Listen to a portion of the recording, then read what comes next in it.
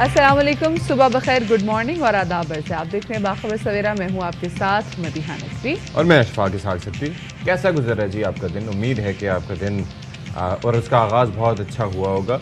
आप ये देखें कि हम ये वैसे कह रहे थे, कल ही क्या बात कर रहे थे कि भाई कॉमनवेल्थ गेम्स में हमारे पास से कोई अच्छी खबर नहीं आ रही और कुछ नहीं हो रहा, कोई मेडल नहीं आ रहा, और यहाँ पर तो हम वो सोने चांदी और कांसी के तमगे के लिए भी तरस रहे थे। और आप देखें कि रातों रात क्या कमाल हुआ जी। मोहम्मद नूर दस्तगीर बट इन्होंने वेट लिफ्टिंग में, और जब इनको गोल्ड मेडल मिला, चलो गोल्ड मेडल तो मिला, बहुत फख्र की बात थी, लेकिन जब कौमी तराना सुना अपना वहाँ पर, क्या बात, और जिस पर जब लोग खड़े हुए थे तो बहुत अच्छा लग रहा था। मैंने ट्वीट भी किया था। अच्छा, अब ये चीज़ तमाम तो वो सूरत हाल है जो कि रात में हो रही थी ना, और हम रात में जाग रहे होते हैं हमारे। अच्छा, ये आपको लग रहा था कि जो मॉर्निंग शो के जो एंकर्स हैं ये शायद, I don't know about others, आप लोगों को लगता होगा कि जी तो रात जल्दी सो जाते होंगे 10 बजे तो इन्होंने सो जाते। ऐसा नहीं होता।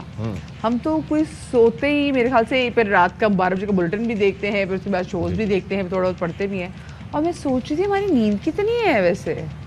4 घंटे काफ़ी होती है मेरे ख्याल में एक सेहतमंद इंसान के लिए, हमारे जैसे। पर हमारी 4 घंटे में तो 2.5 घंटे है। हाँ। तो अगर आपसे कोई आसपास की कोई भी ऐसा कोई शख्स बोले कि बात सुने, नींद पूरी नहीं है, मेरा मूड अच्छा नहीं, नींद पूरी में अच्छा काम नहीं करिए, नींद पूरी नहीं हुई तो मैं देख नहीं रही, तो हम आप लोगों के सामने जीती जागती मिसाल है जो 3 घंटे भी सो के फ्रेश देखें आपके सामने। लेकिन बहुत से ऐसे लोग हैं ना कि जिनको ये तासुर मिलता है कि इनकी छुट्टी जल्दी हो जाती है तो घर जाके सो जाते होंगे, जैसे कि घर में और कोई काम नहीं होते। ये पूरे वो घर बाकी संभालते लोग हैं का। ठीक है। अच्छा, वैसे एक चीज़ वो नूर दस्तगीर के बारे में ये चीज़ है कि भाई एक मोटिवेशन होती है ना, मोटिवेशन सेट की एक चीज़ ये भी थी कि भाई उसके अब्बा उससे नाराज़ हो गए थे हमारे भाई के, उन्होंने बात नहीं की थी लास्ट टाइम जब मेडल हासिल नहीं किया था। मतलब तो नूह की जो कामयाबियों का एक तसलसल है वो 2016, 17, 18 चलता रहा है, लेकिन गोल्ड पहली दफ़ा उन्होंने जीता है। तो hats off to Nooh Dastgir but कि पूरे अंकल जी स्ट्रेटेजी काम कर पाकिस्तान गई का बुलंद कर दिया। चले जी, बहुत सारी खबरें, लेकिन पहले टॉप स्टोरीज।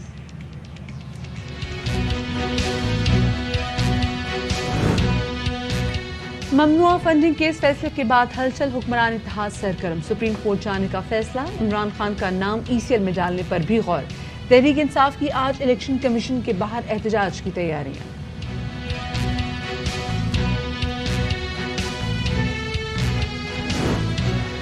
असेंबली तहलील करें, बात करने को तैयार हूं, इमरान खान का बड़ा ऐलान, पीटीआई को टेक्निकल नॉकआउट करने का ड्रामा किया जा रहा है।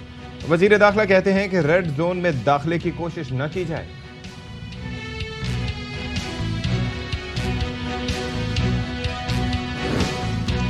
इलेक्शन कमीशन के फैसले में संगीन गलतियां, पाकिस्तानियों को भी गैर मुल्की करार दे दिया गया, फंड देने वाली पाकिस्तानी डोनर सामने आने लगे, सदर chamber of commerce Sargodha Shoaib Basra, Mian Javed और बिनिश आफरीदी के बयानात सामने आ गए। और टीवी जर्नलिज्म इतना आसान नहीं जितना दिखाई देता है, फील्ड में स्पॉट से खबरों की रिपोर्टिंग निहायत मुश्किल है। रिपोर्टर्स और कैमरामैन जान हथेली पर रखकर अपने फराइज अदा करते हैं, कभी अवामी रद्द अमल और कभी तज़हीक आमेज रवैये का सामना करना पड़ता है।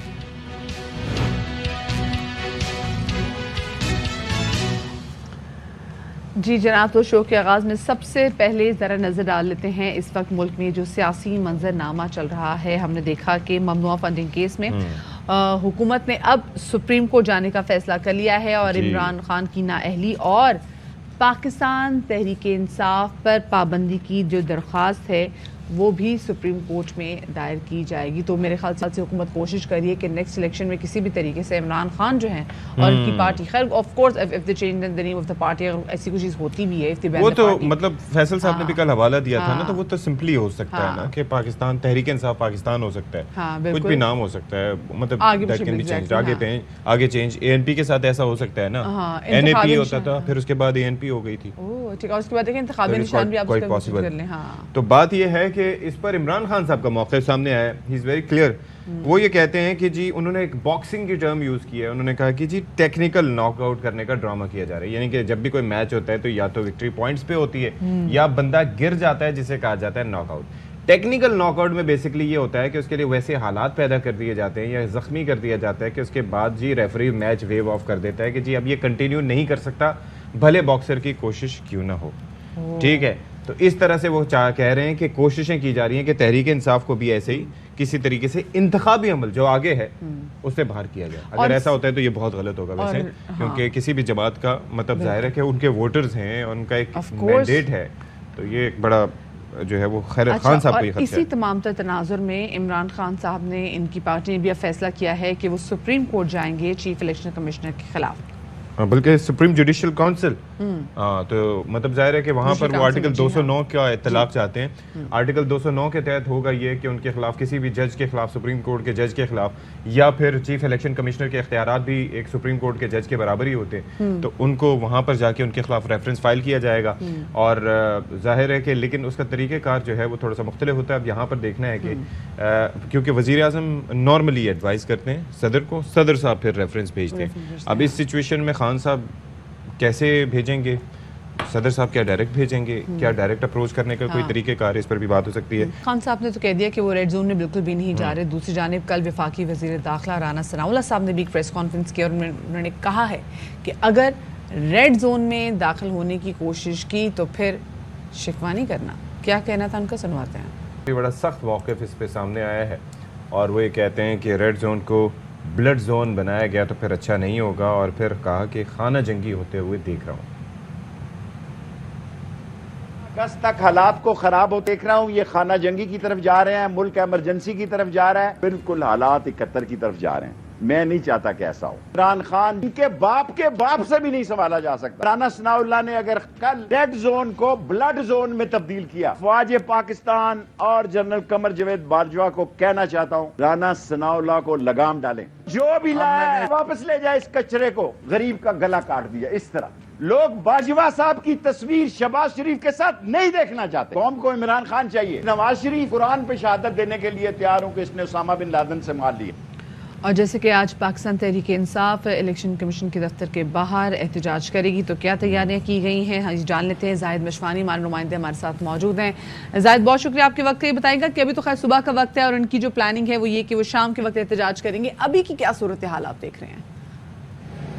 بالکل احتجاج جو شام کا ہے. اس وقت میں الیکشن کمیشن کے بالکل سامنے کھڑا ہوں, اور جہاں سے میں آیا ہوں اسلام آباد میں ریڈ زون کو بالکل سیل کیا گیا ہے. اسلام آباد کے اس جو ایک علاقہ ہے جو بڑا حساس, اور تمام جو ادارے اور پارلیمنٹ ہاؤس, ایوان صدر, وزیر اعظم ہاؤس سمیت سیکریٹریٹ, اور یہ پورا علاقہ حساس ترین قرار دیا جاتا ہے جب بھی اس طرح کے کوئی ایونٹس ہوتے ہیں. آج اگرچہ یہ پاکستان تحریک انصاف کا پروٹیسٹ یا احتجاج الیکشن کمیشن کے باہر جو اعلان کیا گیا تھا وہ شام کو ہے, لیکن اس کے اثرات رات سے ہی نظر آ رہے تھے. اور آج صبح بھی جہاں سے ہم آ رہے تھے یہ سارا جو ہے وہ 5 منٹ اور 7 منٹ کا ہمارے لیے ڈرائیو کا راستہ تھا, لیکن ہمیں 1 گھنٹہ لگا, بلکہ مجھے تقریباً کوئی 20 منٹ پیدل بھی یہاں پہ آنا پڑا, کیونکہ گاڑی کی انٹری یہاں پہ جو تھی وہ مشکل تھی.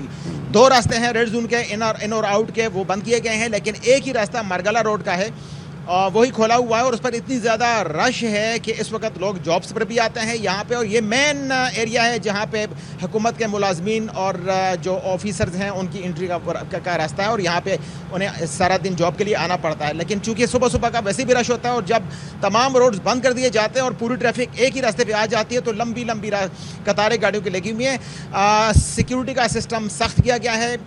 جو الیکشن کمیشن کے اندر اور باہر کی سیکیورٹی ہے اس کو بھی ترتیب دے دی گئی ہے, پلان کر دیا گیا ہے. رات گئے تک یہ مشاورت جاری رہی کہ اس کو کیسے کیا جاتا ہے. ہم حکومت کی طرف سے وارن کیا گیا ہے کہ ریڈ زون کے اندر کوئی داخل نہیں ہوگا, اور بظاہر پی ٹی آئی کے اعلیٰ جو ان کے وہ ہیں آفیشلز ہیں انہوں نے بھی یہ کہا ہے کہ ریڈ زون میں داخل نہیں ہوں گے. لیکن چونکہ الیکشن کمیشن کے حوالے سے اور الیکشن کمیشن کے فیصلے کے بعد کا یہ ایک ماحول بنتا جا رہا ہے, تو یہ یہاں کی انتظامیہ, پولیس اور جو دیگر سیکیورٹی ادارے ہیں انہوں نے ریڈ زون کو مکمل سیل کر دیا ہے. اور اب دیکھنا یہ ہے کہ شام کو جب یہ پروگریس ہوگا تو کیا ہوگا. لیکن سوچی جائے گی تحریک انصاف کی جانب سے, کیونکہ خان صاحب نے بھی انڈیا بھی یہ دیا تھا, ہم نے جو ان کا انٹرویو کے کچھ حصے ہم نے چلائے بھی تھے, تو اس میں بھی وہ کہہ رہے تھے کہ کسی اور جگہ وہ ریڈ زون میں داخل نہیں ہوں گی, کسی اور جگہ ممکنہ طور پر احتجاج کر سکتے ہیں.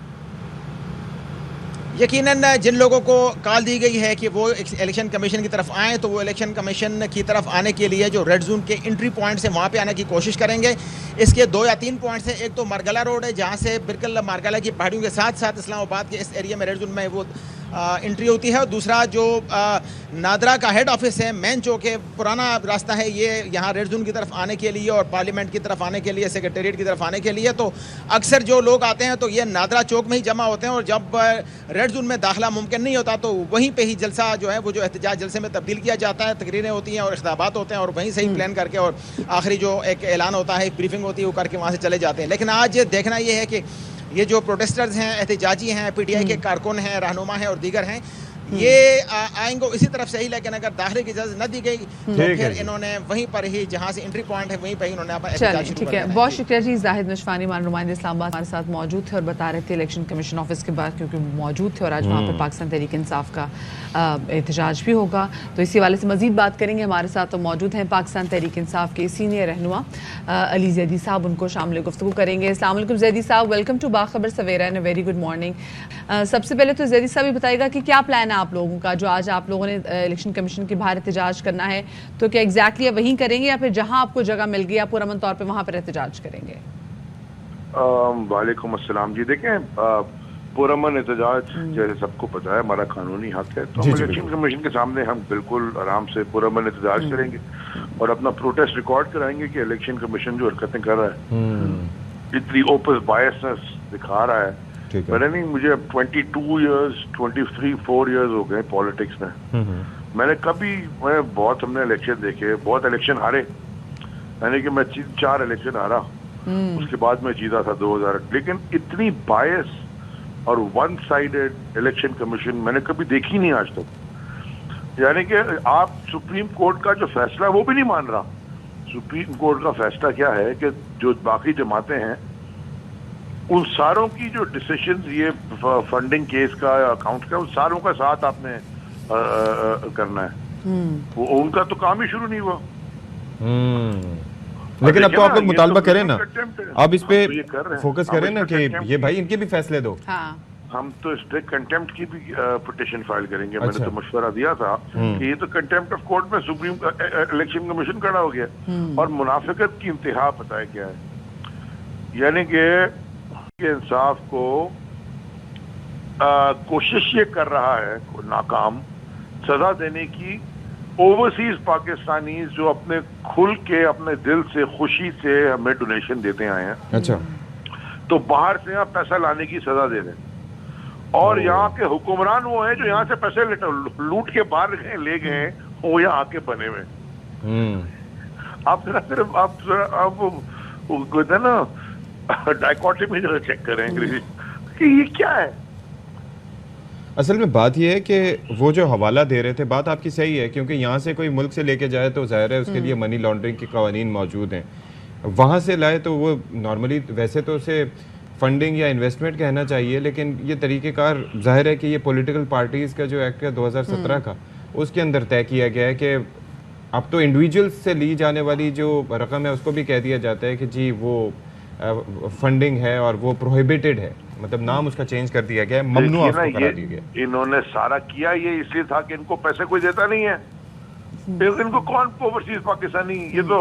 और बाय द वे आपने तो बड़ी जबरदस्त बात की अभी, ये बिल्कुल ठीक है और ये कौम को पता है 2017 में कानून अमेंड किया है ना, किसी कंपनी से पेमेंट नहीं आ सकती, और हमारे तो 12 के 13 के हैं। 13 के हैं बिल्कुल, तो रेट्रोस्पेक्टिव में थोड़ी सजा मिलती है कभी। उस पे तो 2002 का वो बनता है पॉलिटिकल पार्टी का, बिल्कुल सही कह रहे हैं। हाँ, ये बड़े मजे की बात आप देखें, आपने एक गाड़ी आप रोड पे चला रहे हैं, हाँ वहाँ कैमरे लगे हुए हैं, ठीक हो गया, वहाँ की स्पीड लिमिट है 100, आप 100 पे जा रहे हैं, लेकिन 6 महीने बाद वहाँ की स्पीड लिमिट हो गई है 70। हाँ। वो कहेंगे जी आप 3 महीने पहले जब 100 की स्पीड लिमिट थी आपको उस पर हम टिकट चालान कर रहे हैं। हाँ। ये तो बेवकूफी की बात है बिल्कुल। अगर इसमें भी किसी को बायस की बदबू नहीं आ रही, इट्स रिडिकुलस जो ये इन्होंने हरकतें कर रहा है। मैं आपको देखें, मैं आपको बताता हूँ, मैं सबसे पहला पाकिस्तान तहरीक इंसाफ का 2004 में मुझे इंटरनेशनल कोऑर्डिनेटर बनाया था, क्योंकि मेरा उस वक्त बिजनेस जो था, मैं बाहर अमेरिका आना जाना बहुत था, और तो ये सारा जो फॉरेन पाकिस्तान तहरीक इंसाफ की जो गैर यानी कि ओवरसीज पाकिस्तानी की ऑर्गेनाइजेशन है या कॉन्स्टिट्यूशन है, सबसे पहले मैंने किया था 2004 में, जब बहुत छोटी सी जमात थी। ہم نے $10 a month membership campaign کا لانچ کیا تھا اپنے پیج پہ. $10 مہینے میں آپ پی ٹی آئی کے اوورسیز پاکستانی کے لیے چیپٹرز میں ممبر بن سکتے ہیں. وہاں سے پھر یہ فارا رجسٹریشن ہوئی. فارا کیا چیز ہے امریکہ کے اندر؟ فارا ہے فورن ایجنٹس ریگولیٹری اتھارٹی. وہ ایک کمپنی یعنی کہ رجسٹر کرتے ہیں فارا ایکٹ کے اندر. جیسے پاکستان میں این جی او رجسٹر کرتے ہیں نا, وہ الگ ہوتی ہے, ایک ریگولر کمپنی الگ ہوتی ہے, الگ الگ ٹیکسز ہوتے ہیں. تو فارا آپ کو رجسٹر کرنی پڑتی ہے, اس کے بغیر آپ فنڈنگ, وہاں کی ریگولیشن بڑی سخت ہے. صحیح ہے. فارا کے وہ کر کے تو سارا کام, امریکہ میں کوئی ایشو نہیں ہے. ہاں اچھا یہ سارا کام, لیکن امریکہ سے تو ایشو ہے نا. چلیں اچھا میری بات سے زیادہ صاحب یہ بتا دیں کیونکہ وقت ہمارے پاس مختصر ہے کہ آج آپ لوگ جو کرنے جا رہے ہیں الیکشن کمیشن کے باہر احتجاج, آپ لوگ کا کیا پلان ہے کہ بس آپ آئیں گے جیسے آپ نے کہا پرامن احتجاج, اور واقعی مطلب یہ جمہوریت کا حسن ہے کہ جب آپ نے احتجاج کرنا ہے پرامن احتجاج آپ لوگ کریں گے, صرف احتجاج کریں گے, آئیں گے, ایک کائنڈ آف جلسہ ہوگا, وہاں سے تقریریں ہوں گی, یا پھر آپ لوگ کا پلان ہے کہ آپ لوگ وہاں پہ بیٹھیں گے بھی, سٹ ان کا بھی آپ لوگوں کا پلان ہے؟ ہمارا کوئی سٹ ان کا پلان نہیں ہے. ہمیں آج جو چیئرمین سے ڈائریکشن آئی ہے, کیونکہ ہم کراچی میں ہیں, ہم کراچی میں کر رہے ہیں, بلکہ پورے سندھ کے ہر ضلع میں جہاں جہاں الیکشن کمیشن ہے اکراس ہم احتجاج کر رہے ہیں جی. تو ہمارے سندھ میں جتنے بھی جگہ پہ ہیں ہم پرامن احتجاج کریں گے. ہمارا ہم ریکارڈ کرانا چاہتے ہیں کہ ہم یہ جو بائسنس الیکشن کمیشن کی نہیں مانتے, بلکہ ہم ڈیمانڈ کریں گے کہ الیکشن کمشنر آف پاکستان جو بنے ہوئے ہیں صاحب وہ استعفیٰ دیں. 2 اسمبلیز ریزولوشن, ایک تو پاس کرنے آپ لوگوں نے بنایا تھا, بنے نہیں ویسے زیدی صاحب, تو آپ بنائیں. ٹھیک ہے نا, اگر ہمیں دیکھیں نا, یہ تو نہیں پتا ہوتا نا کہ آگے جا کے بندہ کیا کرے گا. فیوچر تو پریڈکٹ کرنے لگ گئے تو پھر لاٹری کا ٹکٹ ہی خرید لیتے ہیں بیٹھ کے, صحیح نمبر ڈالے. یہ تو نہیں پتا کہ آگے کیا کرنا ہے. آپ ایک فیصلہ کرتے ہیں اور اس کے بعد پھر انسان پتہ چلتی ہے. وہ اچھا ایک حضرت علی کا کال ہے نا کہ طاقت اور پیسہ انسان کو بدلتے نہیں ہے, بے نقاب کرتے ہیں. جی, کسی کو اختیار دے کے آزمایا جاتا ہے, کسی سے لے کے آزمایا جاتا ہے. ٹھیک ہے, بہت شکریہ سر. چلیں علی زیدی صاحب ہمارے ساتھ موجود تھے اور بتا رہے تھے کہ جہاں جہاں اکراس دا پاکستان, جہاں جہاں بھی الیکشن کمیشن کے دفاتر ہیں, وہاں پر پاکستان تحریک انصاف جو ہے وہ آج ایک پرامن احتجاج کرے گی, اپنا پروٹیسٹ جب ریکارڈ کرائے گی. جی میں وہی بات یاد کر رہا تھا کہ دیکھیں یہ الیکشن کمشنر کے حوالے سے آپ نے کہا, چیف الیکشن کمشنر کے حوالے سے کہ آپ لے کے آئے تھے جاوید اقبال صاحب, ان کو لے کے آئے تھے. ایسا تو اس طرح تو ہوتا ہے, دیکھیں نا بدلتے, ہاں اس طرح تو ہوتا ہے, اس طرح کے کاموں میں بدلتا ہے رنگ آسماں کیسے کیسے. اور پھر وہ بھی کہتے ہیں کواکب کچھ نظر آتے ہیں, کچھ جن پہ تکیہ تھا وہی پتے ہوا دینے لگے. کیا بات ہے, 100 چیزیں اس میں ہمیں یاد آتی ہیں. تو کیسے انپریڈکٹیبل قسم کے حالات ہو جاتے ہیں سیاست میں, اور پھر انپریڈکٹیبل حالات بھی ہو جاتے ہیں, لڑائیاں بھی ہو جاتی ہیں, اور پھر کہیں کہ صلح بھی ہو جاتی ہے, تصویر بھی ہو جاتے ہیں, اور پھر ہم میں یہی کہتے ہیں کہ جی کہ سیاست میں کوئی بھی چیز حرف آخر نہیں ہوتی. خیر جی, ابھی الیکشن کمیشن کے فیصلے کے حوالے سے آپ کو بتائیں کہ اس میں بہت بڑی بڑی کچھ سنگین غلطیاں ہیں, اور وہ یہ کہ ان میں پاکستانیوں کو بھی غیر ملکی قرار دے دیا گیا ہے. پاکستان تحریک انصاف کو فنڈز دینے والے ایک کے بعد ایک جو پاکستانی ڈونرز ہیں وہ سامنے آنے لگ گئے ہیں. وہ کہہ رہے ہیں بھائی آپ کیا بات کریں, ہم پاکستانی ہیں, ہم نے ایک جماعت کو اپریشیٹ کیا, ہم ایک جماعت کو سپورٹ کرتے ہیں, اور ہم اس جماعت کو سپورٹ کرنے کے اگر فنڈ بھیج رہے ہیں تو آپ نے غیر ملکی کیسے قرار دے دیا, یہ بتائیں. اچھا جی, مطلب آپ یہ دیکھیں جو نام ہے, صدر chamber of commerce Sargodha Shoaib Basra sahab بھی ہیں, ان کا نام بھی سامنے آیا ہے. اس کے ساتھ ساتھ دوہری شہریت کے حامل ناصر حسین اور ان کی بھارتی نژاد بیوی رومیتا شیٹی کا فنڈ بھی ممنوع اور ملتان روڈ پہ قائم فیکٹری کو غیر ملکی کمپنی قرار دے دیا گیا.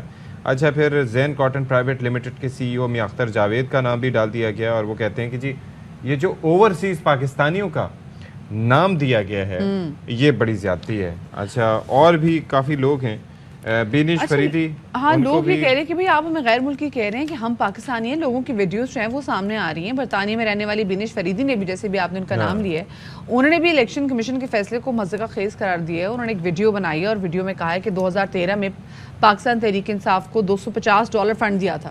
الیکشن کمیشن کو بتانا چاہتی ہوں کہ میں پاکستانی ہوں, میں غیر ملکی نہیں ہوں. شعیب احمد بسرا ہے، میں مالک ہوں نیشنل پروسیسنگ فیکٹری کا. عطیہ کیا تھا 10,500 روپے پاکستانی. پی ٹی آئی کو فارن فنڈنگ ڈکلیئر کیا ہے. حیران ہوں ای سی پی کے اس فیصلے کے اوپر، دیکھنا گوارا نہیں کیا کہ یہ ایک پاکستانی کمپنی ہے. میرا نام الیکشن کمیشن آف پاکستان کی لسٹ میں آیا ہے ایز اے نان سٹیزن، جس نے P T I election campaign کو فنڈز بھیجے ہیں. کلیئرفائی کرنا چاہ رہا تھا کہ میں پاکستانی نیشنل ہوں، میرے پاس ڈول نیشنلٹی ہے، پاکستان کی اور کینیڈا کی. میری کمپنی زین کاٹن پرائیویٹ لمیٹڈ 1992 میں رجسٹرڈ ہوئی تھی فیصل آباد میں. پارٹی کو 10,000 روپے چندہ دیا تھا، نام فارن فنڈنگ میں آ گیا. حالانکہ یہ پاکستانی ہے، میں پاکستانی ہوں، آج بھی میری فیکٹری یہاں پیرمال میں چل رہی ہے. اچھا جی، تو اب اس صورتحال پہ ذرا قانونی نقطۂ نظر کیا ہو سکتا ہے، کیا آپشنز موجود ہیں اور الیکشن کمیشن کے اس فیصلے کیا مضمرات ہو سکتے ہیں؟ ماہر قانون اظہر صدیق صاحب ہمارے ساتھ موجود ہیں. بہت شکریہ اظہر صاحب، آپ نے ہمارے لیے وقت نکالا. بھائی یہ جو الیکشن کمیشن کا فیصلہ سامنے آیا ہے، ظاہر ہے کہ ایک آئینی ادارہ ہے اور بڑی ذمہ داری عائد ہوتی ہے الیکشن کمیشن کے اوپر کہ ایک فیصلہ جو 8 سال سے جو کیس چل رہا تھا اس کے بعد دیا گیا ہے، تو بظاہر کچھ ایسی خامیاں اس میں نہیں ہونی چاہیے تھی کہ جن کو آگے یوز کیا جا سکتا. تو یہ تو بڑی اہم باتیں ہیں کہ ملکی جو پاکستانی ہیں، ہمارے پاکستانی بھائی ہیں، دوہری شہریت کے حامل ہیں، ان کو غیر ملکی قرار دیا گیا ہے. آپ کی کیا اس پہ موقف ہے؟ یہ اگینسٹ یوز ہو سکتا ہے الیکشن کمیشن کے؟ بہت شکریہ جی. میں ایک آیت سے آغاز کروں گا. وَمَكْرُ اللَّهِ وَاللَّهُ خَيْرُ الْمَاكِرِينَ. بس یہ سمجھنے کے لیے کافی ہے عام آدمیوں کے.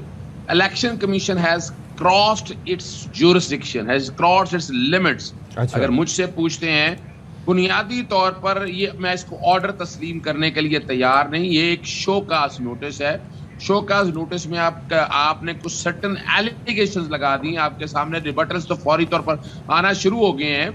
یہاں اگر کوئی شک تھا کسی پاکستانی پہ کہ جناب آپ پاکستانی نہیں ہیں، تو انہیں آرٹیکل 10A کے تحت شوکاز کرنا چاہیے تھا. آپ نے پاکستانی محب وطن کو ملک دشمن کہہ کر اور پاکستانی ڈکلیئر نہ کر کر کتنا نقصان پہنچایا ہے. وہ پاکستانی تیاری کر رہے ہیں الیکشن کمیشن کو ڈیفیمیشن کے نوٹسز دائر کرنے کے لیے، الیکشن کمیشن کے خلاف انڈیپینڈنٹ پٹیشنز دائر کرنے کے لیے. اور الیکشن کمیشن کا جو کردار ہے، ملک میاں اسلم صاحب ہے کینیڈا سے، وہ آلریڈی الیکشن کمیشن کے پاس ریفرنس فائل سپریم کونسل میں ریفرنس داخل کر چکے ہوئے ہیں، اور ایک اور ریفرنس جو ہے وہ اب داخل کیا جا رہا ہے. میں آتا ہوں اس فیصلے کی طرف. پہلی تو بات ہے جو یہ سمجھی بیٹھے ہیں کہ عمران خان صاحب کے خلاف ریفرنس دائر کر دیں گے 62(1)F کے تحت وہ ڈسکوالیفائی ہو جائیں گے، وہ احمقوں کی جنت میں رہتے ہیں. عمران خان صاحب کے اپنے نامینیشن پیپر میں کوئی کوتاہی، کوئی غلطی نہیں ہے. وہ پارٹی لیڈر کے طور پر اگر ایک سرٹیفکیٹ دیا ہے تو وہ اس کی کاروائی الیکشن ایکٹ کے تحت ہونی ہے، اس کا 62(1)F سے تعلق نہیں ہے. اور اس کو جو لوگ جوڑ رہے ہیں نواز شریف کے کیس کے ساتھ، نواز شریف کو ان کے پارٹی فنڈ کی وجہ سے نہیں نکالا گیا تھا. انہوں نے اپنے بیٹے سے اقامہ میں ذریعے ملازمت حاصل کی تھی دبئی کے اندر، وہ ڈکلیئر نہیں کیا تھا. وہ ان کا ذاتی ایک عمل تھا جس کی وجہ سے انہیں ڈسکوالیفائی کیا گیا. اب الیکشن کے فیصلے میں 4 میجر غلطیاں ہیں. سب سے پہلی بات ہے کہ آپ نے فورن ایڈڈ پارٹ جوڑنے کی کوشش کی بائی انٹینشن اینڈ موٹو. یعنی ان میں کئی ایسے ہیں پاکستانی کے کسی نے انڈین سے شادی کی ہے تو پاکستانی میاں کے پیسے تو حرام ہیں، جو ان کی بیوی کی طرف سے آئے ہیں وہ حلال ہے، وہ حرام ہے. یہ کیسے ہو سکتا ہے؟ اس طرح کے نمبر آف اکاؤنٹس ایسے ہیں. پاکستان تحریک انصاف پہ اگر یہ الزام آتا کہ انہوں نے پیسہ لے کے ملک میں ملکی سالمیت پہ خطرے میں ڈالی ہے، یا مثال کے طور پر چلتی ہوئی گورنمنٹ، اس گورنمنٹ کے خلاف آپ نے پیسہ لے کر اس کو ٹاپل کرنے کی کوشش کی ہے، تو یہ ملکی سالمیت کے حوالے سے آئے گا. یعنی صرف خالی یہ کہہ دینا کہ پیسے وہاں سے لے کر کچھ چند پیسے یعنی کھربوں روپے میں سے 100 روپیہ یا 200 روپیہ یا 1 لاکھ روپیہ لے کر آپ کہیں. عزیز صاحب جی چل ٹھیک ہے، یہ تو اب آپ نے بتا دیا، یہ وہ ہم 2 دن سے حوالے سے بات بھی کریں. اب یہ بتائیں کہ پاکستان تحریک انصاف کے پاس اب کیا آپشن ہے؟ کیونکہ دیکھیں آپ نے بتا دیا کہ جن کے نام وہ پاکستانی جن کو غیر ملکی ڈکلیئر کیا گیا ہے، وہ تو انہوں نے سوچ لیا وہ قانونی چارہ جوئی کریں گے اور جائیں گے بھی. لیکن حکومت کے پاس کیا آپشنز آپ کو لگتا ہے بچی ہیں، اور پاکستان تحریک انصاف جو ہے وہ کیا قانونی آپشنز جو استعمال کر سکتا ہے؟ الیکشن کمیشن کا فیصلہ تو دیکھیں آیا 2 تاریخ والے دن. انہوں نے ریفرنس پہلے ہی تیار کر لیا پارٹی کو ڈس بین کرنے کے لیے. بدنیتی یعنی ان کے پاس اس کے علاوہ اور کوئی آپشن نہیں ہے. وہ انڈیپینڈنٹ پٹیشن فائل کرنی پڑے گی, ڈیکلریشن دینی پڑے گی آرٹیکل 17 کے تحت. جب وہ ڈیکلریشن دیں گے پھر سپریم کورٹ میں معاملہ جائے گا کس پارٹی کو ڈسکوالیفائی کرنا ہے. اگر مثال کے طور اللہ نہ کرے یہ ڈسکوالیفائی ہوتے ہیں, اگر پارٹی اگر تحلیل ہو جاتی ہے تو تمام M N A M P S کی سیٹیں خالی ہو جائیں گی, تو اس ملک میں کانسٹیٹیوشنل بحران آ جائے گا اور اتنی بڑی سیاسی جماعت کو آؤٹ نہیں کر سکتے. اب دوسری طرف آئے پاکستان تحریک انصاف جو ہے, جو یہ آرڈر دیا ہے اس کو شوکاز سمجھا جانا چاہیے. اس شوکاز کے جواب میں آئے گی الیکشن کمیشن کو آپ نے سب جھوٹ بولا ہے, سب فراڈ ہے, آپ حقائق سے حل کر چلے گئے ہیں. دوسری بات ہے کہ پولیٹیکل پارٹیز آرڈر 13 کے تحت جس میں کہا گیا ہے کہ ایسی سیاسی جماعت کو بین کیا جاتا ہے جس کا تھوڑا سا پیسہ جو ہے وہ اگر فورن نیشنلز نے لیا ہے, اور اس کی ڈیفینیشن کلاس کو سامنے, یہ آرٹیکل 17 سے متصادم ہے. آرٹیکل 17 میں لکھا ہوا ہے کہ بنیادی طور پر آپ ملک کی سالمیت کے خلاف, اگر یہ پیسہ ملک کی سالمیت کے خلاف استعمال ہوا ہے تو پھر آپ تحلیل کر سکتے ہیں, اس کو ایک علیحدہ چیلنج کیا جا سکتا ہے. تیسرا ہے کہ پورے کا پورا فیصلہ جو ہے, یہ کانسٹیٹیوشن میں آپ کو حل بتا رہا ہوں, تیسرا ہے کہ پورے کا پورا فیصلہ جو ہے وہ ہائی کورٹ میں بھی چیلنج کیا جا سکتا ہے, سپریم کورٹ میں بھی بدریتی کی بنیاد پر, میلا فیڈی کی بنیاد پر. الیکشن کمیشن نے اپنے اختیارات سے تجاوز کیا ہے. یہ ساری ریمیڈیز ابھی تحریک انصاف کے پاس اویلیبل ہے اور آنے والے دنوں میں وہ یقیناً یہ ریمیڈیز لیں گے. صحیح, ٹھیک ہے, بہت شکریہ جی. اظہر صدیق صاحب ماہر قانون ہمارے ساتھ موجود ہیں اور وہ بتا رہے تھے کہ پاکستان تحریک انصاف کے پاس کیا آپشنز ہیں کہ وہ کس طریقے سے الیکشن کمیشن کے اس فیصلے کے بعد عدالت سے رجوع کر سکتے ہیں. دوسری جانب الیکشن کمیشن کے پاکستان تحریک انصاف کے اس ممنوعہ فنڈنگ کیس کے بعد جو وفاقی حکومت ہے اس کا اجلاس, وفاقی کیبنٹ کا اجلاس آج ہونے جا رہا ہے. کابینہ کے سامنے الیکشن کمیشن کا فنڈنگ کیس کا فیصلہ باضابطہ طور پر رکھا جائے گا, اور ذرائع یہ کہہ رہے ہیں کہ وفاقی کابینہ میں آج فیصلے پر ریفرنس بھیجنے کے حوالے سے بھی کسی فیصلے کا امکان ویسے بھی نہیں ہے. چلیں جی, اس پر مزید بات کر لیتے ہیں, تفصیلات جان لیتے ہیں. حسن ایوب خان ہمارے ساتھ موجود ہیں. بھائی حسن, بتائیے گا ذرا کہ آج یہ کیبنٹ کا اجلاس جو ہونے جا رہا ہے, پریس کانفرنسز تو اب تک بہت ہوئیں, کابینہ میں آج کیا ایجنڈا رکھا جائے گا؟ جی, کابینہ کے اندر جو اشفاق یہ جو فیصلہ ہے الیکشن کمیشن کا پاکستان تحریک انصاف کی ممنوعہ فنڈنگ کے حوالے سے, اس کو باضابطہ طور پر پیش کیا جائے گا. اور اس کے بعد جو اراکین ہیں, کبھی تک تو ٹیلی ویژن اور پریس کانفرنس کی ہوئی ہیں, مائن اپلائی نہیں ہوا. تو اب جو اراکین وفاقی کابینہ ہیں ان کو یہ فیصلہ دیا جائے گا, وہ پڑھیں گے, وہ غور کریں گے اور ان کو یہ کہا جائے گا کہ آپ اپنا مائن اپلائی کریں. گزشتہ روز یہ خبریں بھی چلائی گئی ذرائع کے ساتھ کہ جو ہے وہ آج وفاقی کابینہ یہ فیصلہ کرے گی کہ یہ جو ریفرنس ہے وہ سپریم کورٹ بھیجا جائے گا, لیکن ایسا کوئی فیصلہ آج نہیں ہوگا. میں یہ بات حتمی طور پر ہمارے ذرائع نے اس کی تصدیق کی ہے کہ صرف مائن اپلائی کرنے کے لیے اور غور کیا جائے گا, اور یہ ہو سکتا ہے کہ ایک کمیٹی جو ذیلی کمیٹی ہے وفاقی کابینہ کی, وہ تشکیل دے دی جائے جو کہ جو یہ فیصلہ ہے الیکشن کمیشن کا اس کو مزید پرکھا جائے, اور اس کے بعد مائن اپلائی کرنے کے بعد جو ہے وہ یہ فیصلہ ہوگا کہ آئندہ اس کے اوپر جو ہے وہ تمام اس کی جو منظوری لینی ہے کہ کیا انہوں نے ریفرنس سپریم کورٹ بھیجنا ہے یا نہیں بھیجنا. یعنی اس بات کا بھی امکان موجود ہے کہ یہ شاید یہ ریفرنس سپریم کورٹ بھیجا ہی نہ جائے, لیکن زیادہ امکان اس بات کا ہے کہ یہ ریفرنس بھیجا جائے گا, لیکن اس سے پہلے دیکھا جائے گا کہ کیا اس کی جو قانونی نکات ہیں اور کیا کیا جو ہے اس ریفرنس میں شامل کرنا ہے انہوں نے. کیونکہ جو چارج شیٹ ہے جو تقریباً 10 سے 11 پوائنٹس ہیں جو کہ الیکشن کمیشن کے فیصلے سے اخذ کیے جا رہے ہیں, جو ٹیلی ویژن کے اوپر اراکین بول رہے ہیں. ٹیلی ویژن بیٹل ایک ڈفرینٹ چیز ہوتی ہے اشفاق, اور جو لیگل بیٹل ہے وہ انٹائرلی ڈفرینٹ جو ہے وہ بال گیم ہے. تو لیگل بیٹل کے لیے ڈیفینیٹلی جو لا منسٹر ہیں اور اٹارنی جنرل تو ملک میں موجود نہیں ہے, لیکن جو باقی جو ان کا مختلف سیاسی جماعتوں کا جو لیگل جو ونگ ہے وہ اس معاملے کو بھی مزید دیکھے گی. فیڈرل کیبنٹ کے ممبران بھی دیکھیں گے اور اس کے بعد جو ہے یہ فیصلہ ہوگا کہ ریفرنس بھیجنا ہے یا نہیں بھیجنا. لیکن یہ پاکستان تحریک انصاف کے حوالے سے ہے. جو چیئرمین تحریک انصاف ہے عمران خان, ان کا جو بیسکلی ڈفرنٹ معاملہ ہے سرٹیفکیٹ کا, جسے بیان حلفی کہتے ہیں, جس کو ٹیلی ویژن پر یہ جھوٹا بیان حلفی کہہ رہے ہیں, وہ معاملہ جو ہے وہ کیبنٹ میں نہیں ہے. اس کے حوالے سے یہ غور ہو رہا ہے جو کہ اتحادی حکمران اتحاد غور کر رہا ہے کہ وہ اسپیکر نیشنل اسمبلی کو وہ ریفرنس بھیجا جائے اور وہاں پر ان سے جو ہے اس کے اوپر ڈکلیریشن لیا جائے. چلیں جی, بہت شکریہ آپ کا حسن ایوب, آپ نے ہمیں تفصیلات دی اس سارے معاملے سے متعلق. بریک لیتے ہیں جی, بریک کے بعد آئیں گے. आफ्टर द ब्रेक, न जाने कब पाकिस्तान इस पोलियो जैसी, अगर मैं इसको लानत का वर्ड इस्तेमाल करूं, आई एम सॉरी, लेकिन पता नहीं कब हम इससे आज़ाद होंगे, कब हम इससे फ्री होंगे, ये पोलियो लेकिन हमारी अभी तो हम जान सोच कब रहे थे, छोड़ेगा। अभी हम लग पहले रहा तक था हम वो बात कर सिंध रहे के थे। हवाले से बात कर रहे थे, किसके सिंध एक तरीके से पोलियो फ्री, पंजाब के वाले से वैसे बात की थी, लेकिन सती अभी जो 7 शहरों से नमूने इकट्ठे किए गए हैं उसमें पोलियो वायरस की तस्दीक होगी है। और ये कोई छोटे मोटे शहर नहीं जिसके मैं बोलूँ कि जी शिमाली वज़ीरिस्तान नहीं, ये कौन से शहर थे? ये शहर थे इस्लामाबाद, लाहौर, रावलपिंडी, पेशावर, बनू, नौशहरा, सवात। अब आप बताएं कि हम कहाँ पे खड़े हैं, हम कितनी मेहनत कर रहे हैं। अच्छा, सिर्फ 2 दिन यानी कि 18 से 20 जुलाई तक जी ये नमूने इकट्ठे किए गए हैं, और आप ये अंदाज़ा कीजिए कि अगर ये वायरस वहाँ है तो फिर ला मोहल्ला यहाँ पर कराची में, सिंध में टेस्टिंग दोबारा से करना चाहिए सीवेज के निज़ाम में, क्योंकि लोग फ्रीक्वेंटली ट्रैवल करते हैं और कराची जो है वो मिनी पाकिस्तान कहलाता है। तो ऐसा मुमकिन नहीं है कि अगर रावलपिंडी में है या फिर अगर वज़ीरिस्तान में है या फिर बाकी शहरों में है तो यहाँ पर ना हो।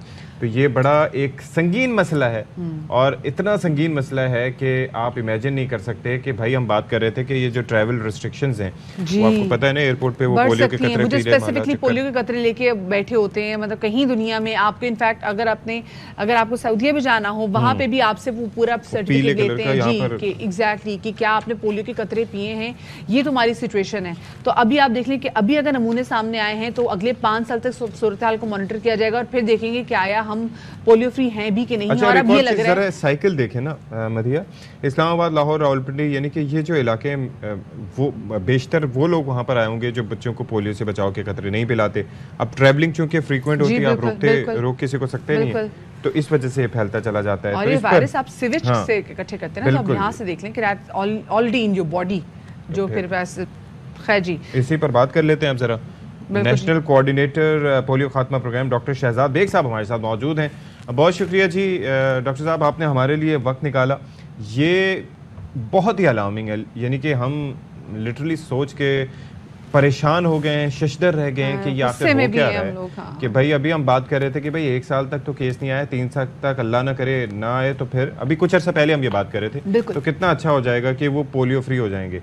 लेकिन दर हकीकत मुझे ये लगता है कि हमारा फोकस उस वक्त कहीं और थे, इतनी तवज्जो ही नहीं दी गई, और अब ये केसेस इतने ज़्यादा सामने आ रहे हैं इतने सैंपल्स में।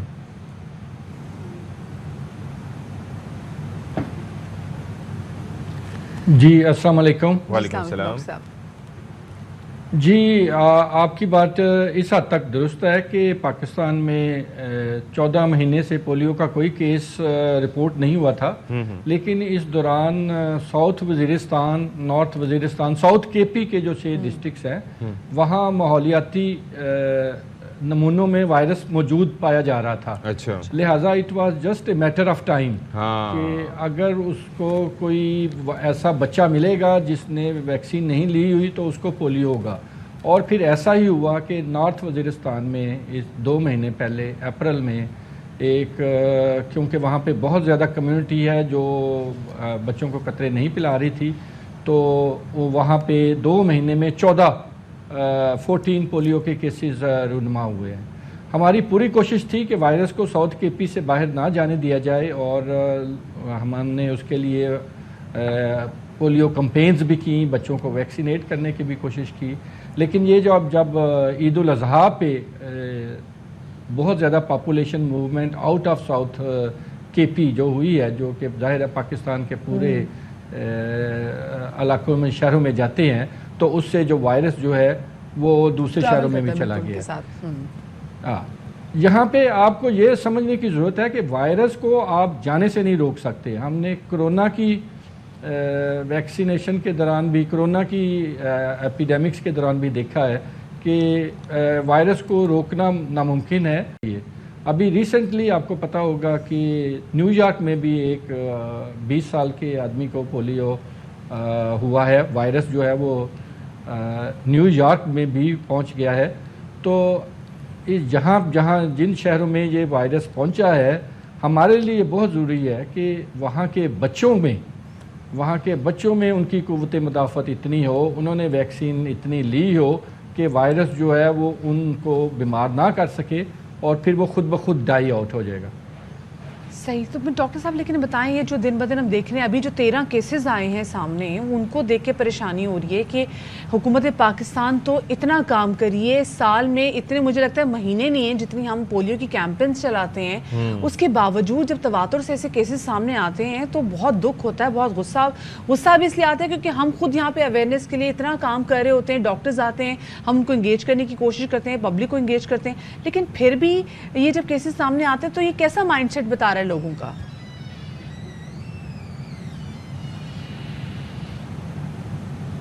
مجھے ان کی آواز نہیں آ رہی. ڈاکٹر صاحب کیا سن سکتے ہیں آپ ہماری شہزاد صاحب؟ اچھا ہم آپ کو کنیکٹ کرنے کی کوشش کرتے ہیں. ٹھیک ہے, لیکن مسئلہ یہ دیکھیں ستیم یہی بات کر رہے تھے کہ there is not even a single month جب ہم نے پاکستان میں پولیو کی کیمپینز کے حوالے سے بات نہ کی ہو. کبھی کبھی تو ایسا ہوتا ہے, ڈاکٹر صاحب نے ہمیں ایک بار پھر سے جوائن کر لیا, اور کبھی کبھی تو ایسا ہوتا ہے کہ ہم ایک مہینے میں 2 بار پولیو کی کیمپین چلا رہے ہوتے ہیں. ہم نے یہاں پہ ڈاکٹر صاحب کو انگیج کرنے کی کوشش کی, ڈاکٹر صاحب بھی ہمیں کیا بلکہ پوری کمیونٹی کو انگیج کرنے کی کوشش کر رہے ہوتے ہیں, لیکن پھر بھی جب ہم دیکھتے ہیں کہ کیسز بڑھتے ہیں تو یہ بڑھتے ہوئے کیسز لوگوں کا کیا مائنڈ سے بتا رہے ہیں ڈاکٹر صاحب؟ جی اس میں جو سب سے جو بڑی بات ہے جو نارتھ وزیرستان میں تو ہمیں جو سب سے بڑا مسئلہ یہ تھا کہ وہاں پہ بہت بڑی کمیونٹی ہے جو کہ اس ویکسینیشنز کو ایکسیپٹ نہیں کرتی اور اس سے انکاری ہے. تو وہاں پہ اتنا بڑا کوہارٹ آف ان ویکسینیٹڈ چلڈرن ہے کہ جس کی وجہ سے وہاں پہ ان کو وائرس بہت تیزی سے پھیل رہا ہے.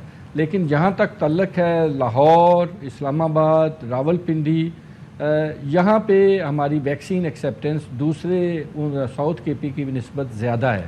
لہٰذا یہاں پہ ہم 22 تاریخ سے پوری ملک میں ایک ملک گیر پولیو کی مہم پھر شروع کر رہے ہیں, اور ان شہروں میں, اور جیسا کہ آپ نے بالکل ٹھیک کہا کہ سب سے زیادہ خطرہ ہمیں کراچی میں ہے, جہاں پہ اگرچہ ابھی تک تو وائرس ماحولیاتی نمونے میں نہیں پایا گیا لیکن سب سے زیادہ آبادی وہیں پہ ساؤتھ کے پی سے جاتی ہے.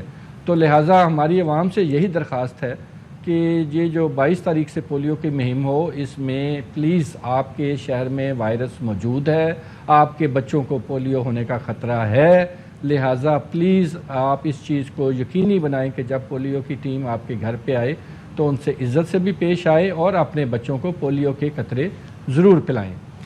میں یہاں پہ ایک اور چیز بھی کہنا چاہتا ہوں کہ جہاں تک گورنمنٹ کی کمٹمنٹ کا تعلق ہے, پرائم منسٹر صاحب, ہیلتھ منسٹر صاحب سب پوری طرح اس میں انوالو ہیں, اور ابھی ایک ہفتہ پہلے chief of army staff general Qamar Javed Bajwa صاحب نے بھی پولیو ایمرجنسی سینٹر کا دورہ کیا تھا اور ہمیں پورا یقین دلایا تھا کہ ان علاقوں میں جہاں پہ سیکیورٹی کی صورتحال ٹھیک نہیں ہے وہاں پہ پہلے سے بھی زیادہ اقدامات کیے جائیں گے تاکہ ہماری ٹیموں کو سیکیورٹی پہنچائی جائے. پرائم منسٹر صاحب نے نیشنل ٹاسک فورس کا پہلے بھی اجلاس کیا تھا اور نیکسٹ ویک انہوں نے دوبارہ پولیو کی ٹاسک فورس کا اجلاس بلایا ہے.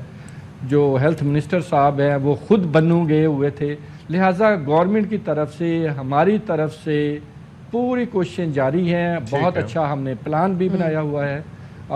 صرف سب سے ضروری یہ ہے کہ ایٹ دی اینڈ بچوں نے وہ قطرے لینے ہیں.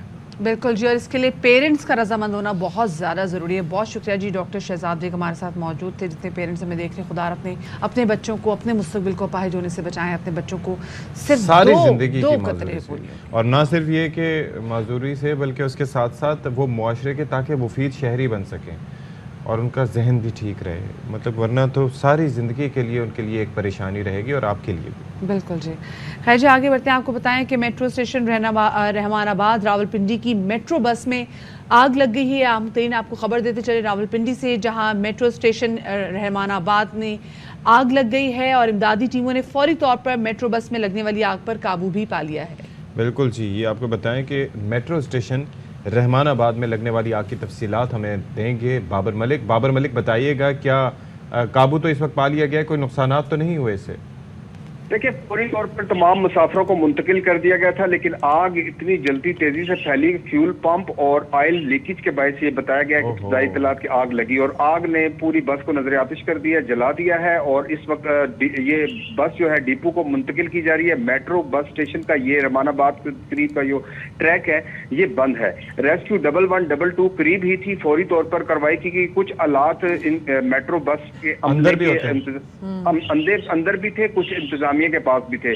ताम खुशकिस्मती से शुक्र है कि किसी मुसाफिर अच्छा, ये जो आप फ्यूल पंप बता रहे हैं, ये बस का अपना ही फ्यूल पंप था जिसमें कोई इसी बस की वजह से इसका लीकेज था और ऑयल लीकेज था और इसमें लगी आग। लेकिन ड्राइवर ने जो है कमाल तौर पर जो है फौरी तौर पर दरवाजे खोले और लोगों को फौरी तौर पर एग्जिट करवाया। इंतजामिया भी पहुंच गई, लेकिन अगर खुदा न खास्ता अगर दरवाजे ना खुलते कोई बड़ा नुकसान हो सकता था। चलें जी, बहुत शुक्रिया बाबर मलिक। और नुकसान बड़ा हुआ है लेकिन इंसानी जान से बढ़ के कुछ नहीं है।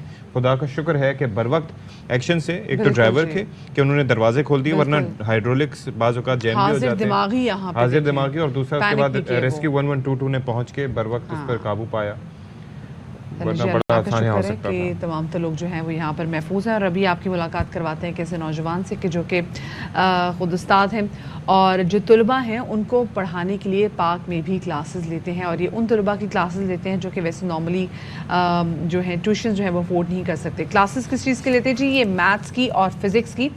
सिंध के ज़िला नौशेर फ़िरोज़ के शहर मोरू से ताल्लुक़ रखने वाले अमीर अली तलबा बच्चों को जो उनके जो स्टूडेंट्स हैं उनको फिज़िक्स और मैथ्स की क्लासेस देते हैं। और उन्होंने खुद मैथ्स में जी बीएस की डिग्री हासिल की। बिल्कुल जी, सही। आप ये देखें कि कोई इंफ्रास्ट्रक्चर की ज़रूरत नहीं है, कितना खूबसूरत मंजर है, माहौल है।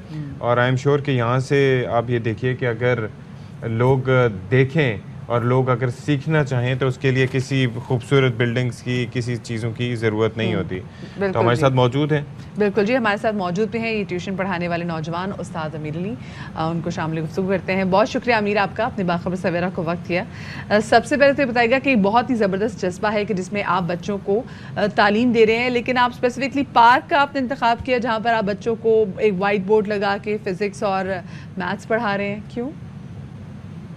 दो वजह हैं। एक तो जब मैं मोरो में आया तो मेरे पास ऐसा कोई वसीला नहीं था, ऐसे कोई वसाइल नहीं थे कि मैं किसी सेंटर पे या किसी बिल्डिंग को यूटिलाइज़ करके ये अपना काम शुरू करूं। और दूसरी वजह ये थी कि मैं जिस फ़लसफ़े तालीम से इंस्पायर हूं और जिस तरह से मैंने ये सीखा और समझा है कि तालीम को किस तरह से तालीम किस तरह से दी जाए, उस हिसाब से मुझे ये जो है वो पब्लिक बार बहुत इंस्पायरिंग लगा। और मैंने कहा कि यहाँ पे ये काम अच्छे अंदाज में हो सकता है। अच्छा, और कौन कौन क्लास के स्टूडेंट्स हैं जिनको आप पढ़ाते हैं?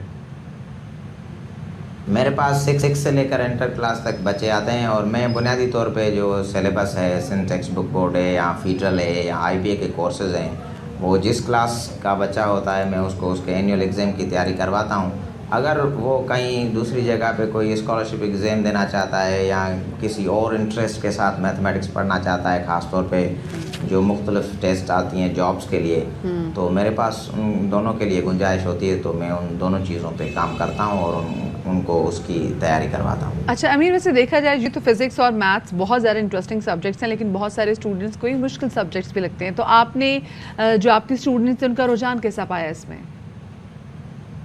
साइंस में फ़िज़िक्स और मैथमेटिक्स मुश्किल होती है और वो मैंने यही रुझान पाया कि बच्चों को ये सब्जेक्ट मुश्किल लगते हैं। मगर एक चीज़ जो बच्चों में बहुत अच्छी तरह से वो ये है कि सिलेबस में जिस तरह से चीज़ें रटी रटाई होती हैं और सीधी बयान होती हैं डेफिनेशनल अंदाज में, वो बच्चे बहुत अच्छे अंदाज में पढ़ भी लेते हैं और समझ भी लेते हैं।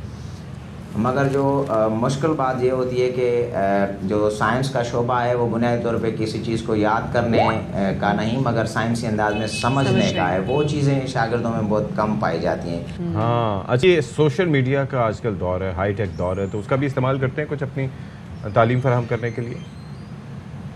वैसे तो मैं सोशल मीडिया से, जैसे कि मैं आपको बताऊं कि बहुत कम जो है वो मैं इस चीज़ से कनेक्टेड हूँ। बाकी मैं फ़ेसबुक और ये व्हाट्सअप थोड़ा बहुत अपने इन्फॉर्मेशन के लिए इस्तेमाल करता हूँ मगर ज़्यादा नहीं। मगर मैंने जब ये चीज़ें शुरू की तो मुझे दोस्तों ने ये कहा कि आप इस चीज़ को थोड़ा बहुत फेसबुक पे या किसी चैनल या किसी ऐसी चीज़ पे थोड़ा बहुत इसको प्रोपेगेट करें। तो मैंने ये भी तजर्बा किया था, फेसबुक पे मैंने बहुत सारे लेक्चर्स रखे थे, मगर अभी वो थोड़े बहुत डिस्टर्ब हैं, और मेरी कोशिश है कि इस मीन्स ऑफ कम्युनिकेशंस को इस्तेमाल करके मैं इस चीज़ को फैलाऊंगा और अपनी बात जो है वो बहुत शागिर्दों तक पहुंचाने की मैं बहुत कोशिश करूँगा। बहुत अच्छी बात है अमीर, लेकिन इस इलाके से ताल्लुक़ आपका है, वो नहायत ही पसमानदा इलाका है, गुर्बत भी वहाँ पर बहुत है, तो फिर आप स्टूडेंट से फ़ीस कितनी लेते हैं?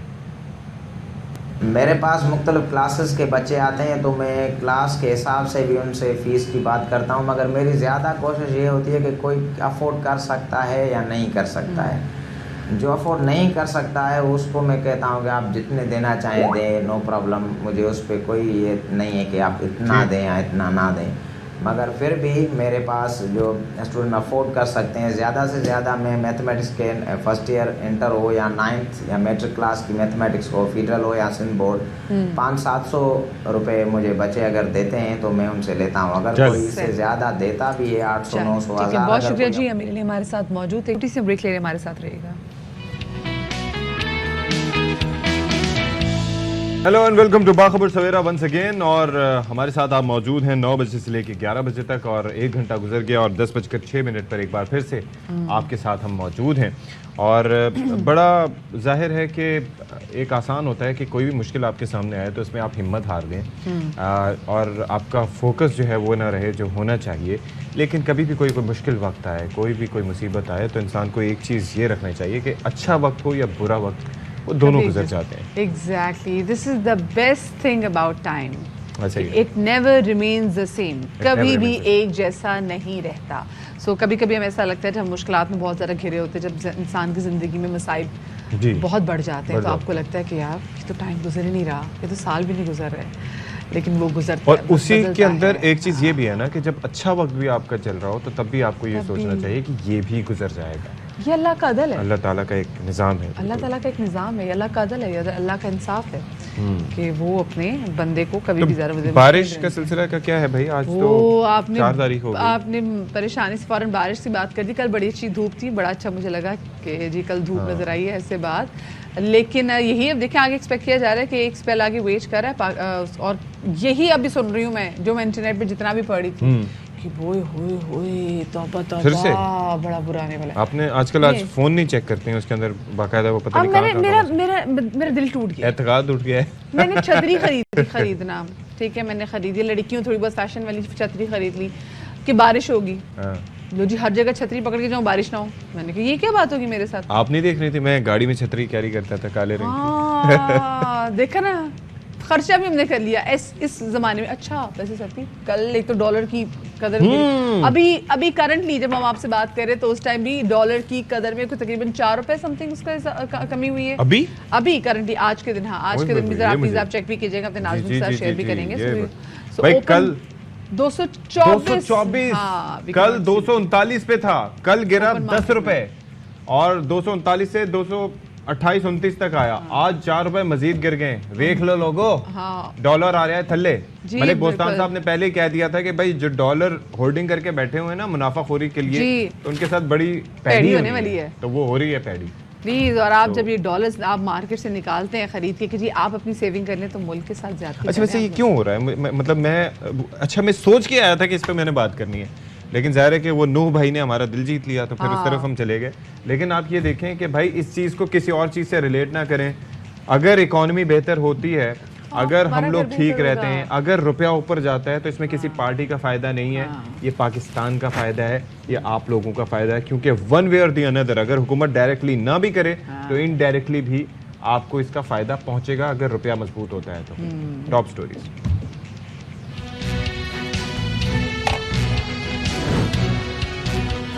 मुश्किल हालात में हिम्मत हारने के बजाय डट कर मुकाबला करना ही जिंदगी की अलामत है। कराची की अरीबा ने भी रिज़्क़ हलाल के लिए फेयर हॉल में फूड स्टॉल लगा लिया। इसके लिए वो मोटरसाइकिल पर तवील सफर तय करती हैं।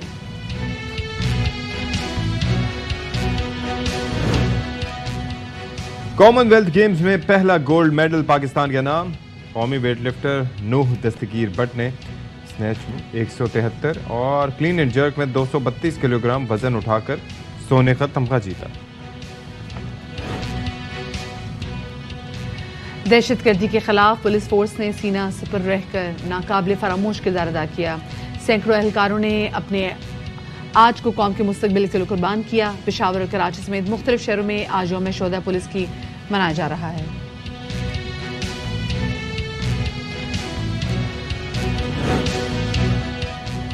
اور پنجاب کے ضلع حافظ آباد میں لمپی اسکن سے جانوروں کی بڑی تعداد متاثر ہونے لگی. محکمہ لائف سٹاک کی نااہلی کے باعث سینکڑوں جانور لمپی اسکن کا شکار ہو چکے ہیں.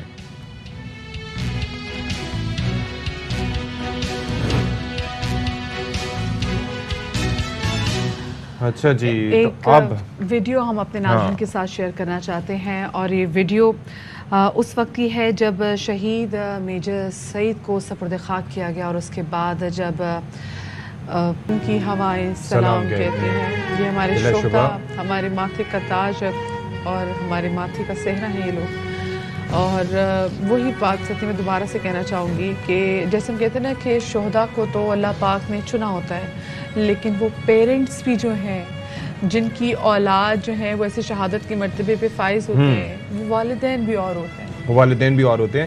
اور آپ یہ دیکھیے کہ یہ جذبہ پھر دوسرے جو جوان اس وقت فیلڈ میں موجود ہیں، بھلے وہ ریلیف آپریشنز میں حصہ لے رہے ہیں، بھلے وہ دفاع وطن کے لیے سرحدوں پہ تعینات ہیں، ان کا حوصلہ اس کو دیکھ کے کہیں زیادہ بلند ہوتا ہے کہ کس طریقے سے ہمارے والدین اتنے مضبوط ہیں، ہمارے والدین کس طریقے سے ہمیں سپورٹ کرتے ہیں ہر رستے کی ہر منزل پہ. تو کیا بات ہے جی، ایسے والدین اللہ تعالیٰ ہر کسی کو نصیب کرے، اور ظاہر ہے کہ ایسی اولاد بھی اللہ تعالیٰ ایسی اولاد. ہاں چلے جی، اب ذرا ہم بات کرتے ہیں. دیکھیں کچھ بیٹے ہیں جو وطن عزیز کے اندر نام روشن کر رہے ہیں اپنا، مطلب کس طریقے سے فخر قوم کا جو ہے وہ سر ان کا فخر سے بلند کر رہے ہیں. اور کئی بیٹے ایسے ہیں جو ملک سے باہر جا کے مختلف میدانوں میں، کھیل کے میدان میں آپ کا نام روشن کر رہے ہیں اور مختلف طرح سے تمغے حاصل کر رہے ہیں اور نئے ریکارڈ قائم کر رہے ہیں. تو ایک ایسے جوان کا ہم تذکرہ کریں گے جس نے کامن ویلتھ گیمز میں ایک نیا ریکارڈ بنایا ہے ویٹ لفٹنگ کے میدان میں. بالکل جی، محمد نور دستگیر بٹ یہ پہلا پاکستان کے لیے کامن ویلتھ گیمز میں گولڈ میڈل انہوں نے حاصل کیا اور قوم کا سر فخر سے بلند کیا. ویٹ لفٹنگ میں پاکستان کو انہوں نے سونے کا تمغہ جتوایا ہے، اور نو نے اسنیچ میں 173 اور کلین اینڈ جرک میں 232 کلو گرام وزن اٹھایا تھا. اور جب ہم نے دیکھا کہ کل جب ان کو ان کے سینے پہ جو گولڈ کا تمغہ جب سجایا گیا تو ستی جو پاکستان کا قومی ترانہ جب وہاں پہ سنا اور جب وہاں تمام تو لوگ کھڑے تھے، اس کی فیل ہی اور تھی، اور انتظار تھا کہ کب ایسا ہوگا، کب کوئی گولڈ جیتے گا کہ پاکستان کا بھی قومی ترانہ ہم ایسے. بالکل جی، آپ یہ دیکھیں کہ ہم تو اتنا مطلب وہ سوچ بھی نہیں پا رہے تھے. آپ یہ دیکھیں کہ پہلا ہم نے گولڈ میڈل جیتا ہے، ہماری توقع نہیں تھی، ہمیں ایکسپیکٹیشنز بالکل نہیں تھیں کہ ایسا کچھ ہو پائے گا. لیکن نو کی اگر ہم پرفارمنس دیکھتے رہیں تو ہی واز ویری کنسسٹنٹ. اور لاسٹ ٹائم جب انہوں نے میڈل نہیں جیتا تھا تو ان کے والد صاحب اتنے ناراض ان سے ہوئے تھے کہ انہوں نے بات بھی نہیں کی تھی. اچھا، اس کامیابی کے بعد اگر کوئی گفتگو ہو یا یہ جو تقریب ہے وہ ہم دکھا بھی سکیں اور گفتگو سنوا سکیں آپ کو ذرا. جتنے بھی ہیں میں سب کا شکر گزار ہوں. سب سے پہلے تو میں اپنے فادر کو ڈیڈیکیٹ کروں گا، یہ ان کی 12 سال کی محنت ہے جس کی وجہ سے میں آج یہ میڈل لے سکا. میں ان کا بہت بہت شکر گزار ہوں. آئندہ سے پہلے اس طرح نہیں ہوا کہ یہاں پہ اسٹیڈیم میں پاکستانی اتنے زیادہ اکٹھے ہوں اور وہ اتنا سپورٹ کر رہے تھے. میں ان کا بہت بہت شکر گزار ہوں کہ وہ ادھر آئے، انہوں نے کمپٹیشن دیکھا اور یہ انہی کی سپورٹ کے ساتھ میں نے آج جو کمپٹیشن ہے وہ بڑے اچھے طریقے سے لڑا. میرے فادر کی محنت ہے جس کی وجہ سے بلکہ فادر کی ناراضی بالکل جی. اچھا جی، تھوڑی سی ڈیٹیلز ان کے بارے میں دیں آپ کو کہ انہوں نے 109 کلو گرام ویٹ کیٹیگری میں مجموعی طور پر 3 اٹیمپٹس میں 405 کلو گرام وزن اٹھایا تھا، اور یہ 24 سال ان کی عمر ہے. اور آپ یہ دیکھیں کہ کتنی اچھا اسنیچ میں انہوں نے 173 جبکہ کلین اینڈ جرک میں 232 کلو گرام وزن اٹھایا، اور یہ کامن ویلتھ گیمز میں ایک نیا ریکارڈ ہے. اور 4 سال قبل بھی وہ گولڈ میڈل کے بڑے قریب آ چکے تھے لیکن وہ کامیاب نہیں ہوئے، جس پر والد صاحب جو ہیں ان کے بڑے ناراض ہو گئے تھے. میں تو صرف سلو موشن میں دیکھ رہی ہوں کہ جب وہ ویٹ اٹھا رہے ہیں اور ان کا فیس دیکھ رہی ہوں، اور یہ آپ یہ دیکھیں ان کے بھائی والد صاحب بھی کم نہیں رہے. غلام دستگیر بٹ صاحب بھی آپ یہ دیکھ لیں کہ وہ انہوں نے ایشین گیمز میں، ساؤتھ ایشین گیمز میں 4 دفعہ گولڈ میڈلسٹ ان کے ابا رہے ہیں والد صاحب، اور 19 مرتبہ قومی چیمپئن بھی رہ چکے ہیں. تو جسٹ امیجن کہ ایک بڑا زبردست ان کا ٹریننگ ان کے. لیکن ایک انہیں شکوہ یہ رہا ہے کہ بھائی آپ یہ دیکھیں کہ گجرانوالے سے ان کا تعلق ہے، پہلوانوں کا جو شہر ہے، لیکن جتنا بھی ساز و سامان یہ اپنی ٹریننگ کے لیے یوز کرتے رہیں اس کے اندر किसी फेडरेशन का, किसी कोई ऑर्गेनाइजेशन अमल का, दखल नहीं। किसी हुकूमती शख्सियत का उसके अंदर कोई इनको सपोर्ट हासिल नहीं रही। बल्कि आप ये देखें कि पिछले दिनों अभी वो डोपिंग के भी चीज़ें सामने आई थी, तलहा तालिब समेत जो दीगर, तो वो भी फेडरेशन और उन वेट लिफ्टर्स के इश्यूज थे। लेकिन ये जवान अपनी मेहनत करता रहे। तो भाई जब आप मौके फराहम नहीं करेंगे और उसके बावजूद ऐसे जवान सामने आएंगे जो मुल्क का नाम रोशन करेंगे, तो अब तो आंखें किसी तरीके से खुलनी चाहिए। स्पोर्ट्समैन स्पिरिट का मुजाहरा किया गया। ये इंटरनेशनल लेवल पे हम देखते हैं, भले वो जेवलिन हो या कोई भी। अच्छा, वो अरशद नदीम भी फाइनल में पहुंच गए हैं, तो ये एक बड़ी अच्छी खबर है जेवलिन में। तो 86 मीटर की उन्होंने थ्रो फेंकी थी। अब अल्लाह करे कि ये जो फाइनल इवेंट है उसके अंदर वो भी कोई मेडल ले सके। अभी तक उनकी पोजीशन 5वीं है। अच्छा, तो नू के हवाले से बस थोड़ा सा और एक और मैं बता रहा था कि 22 में तो उन्होंने अभी गोल्ड मेडल माशाल्लाह से जीत लिया है। 18 में उन्होंने जो है वो कांसी का तमगा जीता था, और उसके अलावा 17 और 21 में चांदी के तमगे जीत चुके हैं। यानी कि वेरी कंसिस्टेंट। और उस वक्त उनकी एज क्या होगी ये भी देख लें भाई, तो जूनियर में भी जाके उन्होंने तमगे जीते थे। क्या होगी, तो the boy is doing really well. अब जरा आगे बढ़ते हैं और एक ऐसी फील्ड के हवाले से बात करेंगे जिससे हमारा ताल्लुक है। हम बात कर रहे हैं जर्नलिज्म की, हम बात कर रहे हैं रिपोर्टिंग की फील्ड की, जिसमें देखिए कोई भी टाइम हो, हम अक्सर जब बुरा वक्त आता है तो हम डॉक्टर्स को याद रखते हैं, हम असातिज़ा को याद रखते हैं, हम बहुत सारे कम्युनिटी के लोगों को याद रखते हैं। कोविड के दिनों में, लेकिन कोविड के दिनों में जिस तरीके से हमने देखा कि जो रिपोर्टर्स हैं उन्होंने जिस तरीके से जाके रिपोर्टिंग की, हम भी रोज आके आपके सामने एक वो टाइम जिसमें लॉकडाउन था, पीपल वो वर्किंग फ्रॉम होम, हम आप लोगों के सामने आकर यहाँ आकर काम कर रहे थे, अपने स्टूडियो में आपके काम कर रहे थे, और जहाँ जहाँ से जो इतलात आई थी। अभी देखा फ्लड की सिचुएशन देख लेना, जो फ्लड की भी सिचुएशन आई है, तो रिपोर्टर्स की यही कोशिश होती है, चाहे वो मर्द हो या औरत, और उसके अंदर बल्कि एडिड प्रेशर। कोविड के दिनों में it was very difficult for the people जो लोग काम कर रहे थे, लाइक जो मीडिया वर्कर्स थे, जो जर्नलिस्ट थे, जो काम कर रहे थे, टीवी जर्नलिस्ट हों, उसके अलावा रिपोर्टर्स हों, जो भी हों।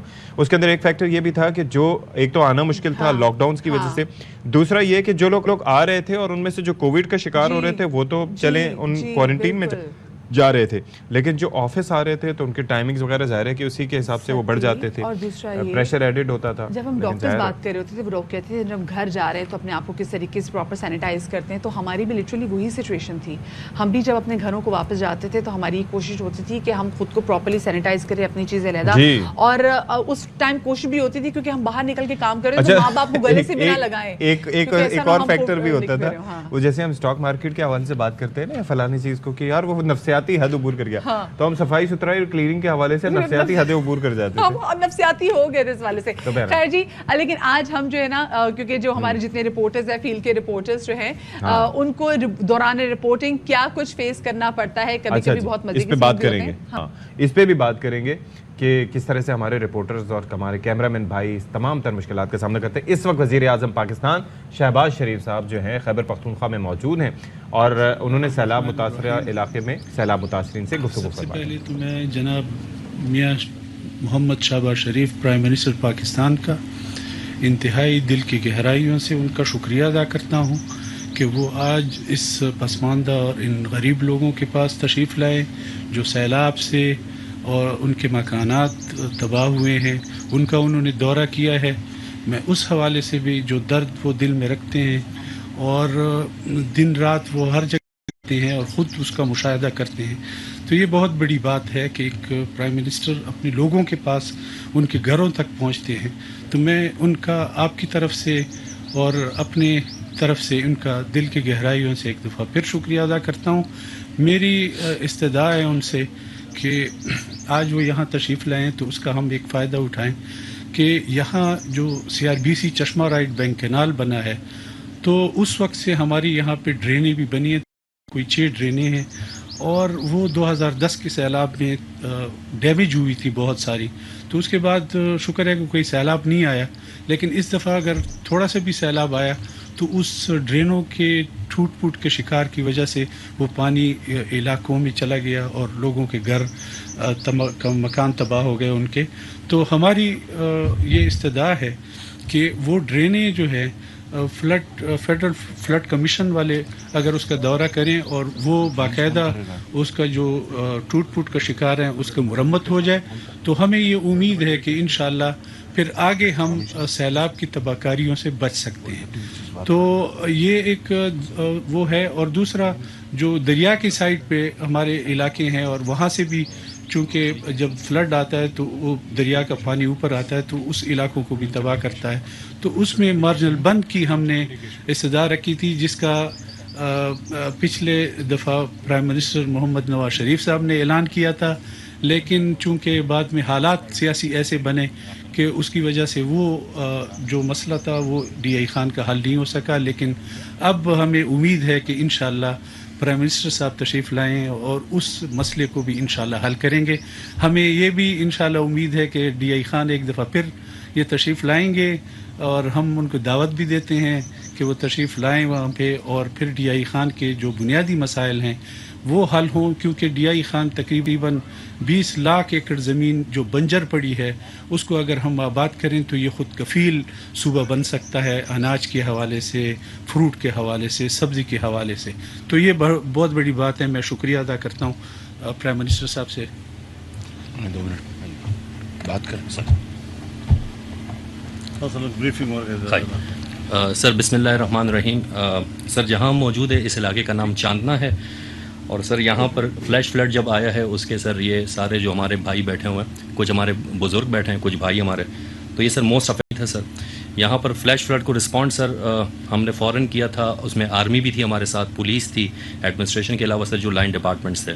سر یہاں پر انفارچونیٹلی کچے مکانات تھے جس میں 143 ہاؤس ہولڈس وہ تقریباً ساری ڈیمیج ہو گئے ہیں. سر ڈیمیج کا سروے چل رہا ہے. سر ڈیمیجز کی کمپنسیشن انشاءاللہ جو policy as per policy of government وہ ہم انشاءاللہ کمپنسیٹ کریں گے.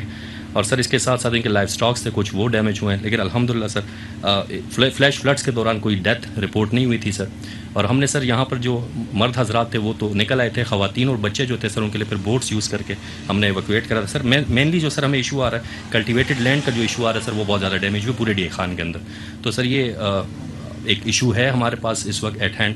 لیکن سر جس طرح آپ لوگوں کی ڈائریکشنز ہیں، گورنمنٹ ہمیشہ سپورٹ کرتی رہی ہے غریب لوگوں کو سر اور اس طرح کے افیکٹڈ ایریاز کو، تو اس پر ہم کام کر رہے ہیں سر انشاءاللہ. آپ سر جو پریزنٹیشن آپ کے سامنے ہے سر اس پروا سب ڈویژن میں ہم کھڑے ہوئے 293 ہاؤس ہولڈز یہاں پر سر افیکٹ ہوئے ہیں.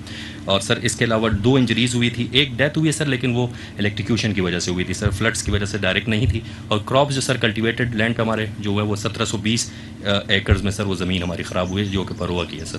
تو سر یہ تھوڑی سی ڈیٹیلس تھیں شارٹ سی اس کے حوالے سے سر. تو سر ہم آپ سے ریکویسٹ یہی کریں گے سر کہ جہاں پر ہمیں سپورٹ ہمیشہ سے رہی ہے سپورٹ سر انشاءاللہ، اور ہم امید کرتے ہیں سر کہ آپ لوگوں کی سپورٹ کے ساتھ انشاءاللہ اس ولیج کو ہم دوبارہ سے اپنے پاؤں پہ کھڑا کریں گے، اسٹیبل کریں گے. اور سب بڑے کوآپریٹو لوگ ہیں، کسی قسم کی کوئی کمپلین وغیرہ سے نہیں. ہم نان فوڈ آئٹمس بھی ہم نے پرووائڈ کیے، ان کو فوڈ آئٹمس بھی کیے ہیں اور انہوں نے بڑا کوآپریٹ کیا ہمارے ساتھ سر. تو میں ریلی ان کو بھی اپریشیٹ کروں گا سر. Thank you sir.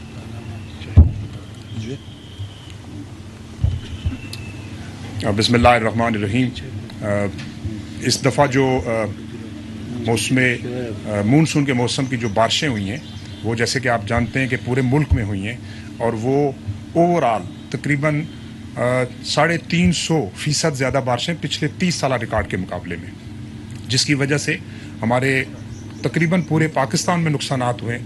لیکن سب سے زیادہ نقصان جو ہے وہ بلوچستان میں ہوا ہے. جب سے یہ بارشیں شروع ہوئیں تو اس میں ریسکیو اور ریلیف کا جو آپریشن تھا اس میں بنیادی طور کے اوپر جو ڈسٹرکٹ ایڈمنسٹریشن تھی انہوں نے ان کے ساتھ جو پی ڈی ایم بیز ہیں انہوں نے کام کیا اور مل کر پاکستان آرمی نے، ایف سی نے، سول ایڈمنسٹریشن نے کام کیا. اور یہ جو ہماری چیلنج ہے اس کے لیے ہم پوری طرح سے جو ہے نا کوشاں ہیں دن رات کہ آپ کی جو پریشانیاں ہیں، آپ کی جو دکھ ہیں، تکلیف ہے، اس کو ہم کس طریقے سے کم کر سکیں، اس کا ازالہ کر سکیں. اور پرائم منسٹر کی بڑی کلیئر جو ہے نا اس میں دن رات ہمیں گائیڈنس بھی ملتی ہے، ڈائریکشن بھی ہے کہ لوگوں تک پہنچا جائے اور ان کے مسائل کو حل کیا جائے. جی بسم اللہ الرحمن الرحیم. جناب مولانا فضل الرحمان صاحب، امیر جمعیت علماء پاکستان، جناب مولانا اسد الرحمان صاحب وفاقی وزیر، جناب لطف الرحمان صاحب ایم پی اے، جناب امیر مقام صاحب صدر پاکستان مسلم لیگ نون کے پی، اور ڈیرہ اسماعیل خان میں میرے بزرگوں، بھائیوں، نوجوان ساتھیوں، अस्सलाम वालेकुम।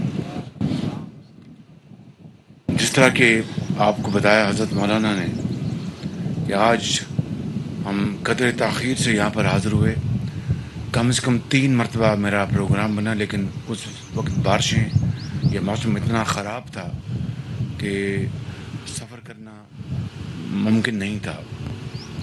बहरहाल आज मैं आपके पास हाज़िर हुआ हूँ अपने तमाम ज़ुमा और साथियों के साथ, और आपको यकीन दिलाना चाहता हूँ कि हम सूबाई हुकूमत के साथ मिलकर आपकी जो फौरी जो रिलीफ का जो प्रोग्राम है, जहाँ पर लोग आपके जिनके भी प्यारे अल्लाह को प्यारे हो गए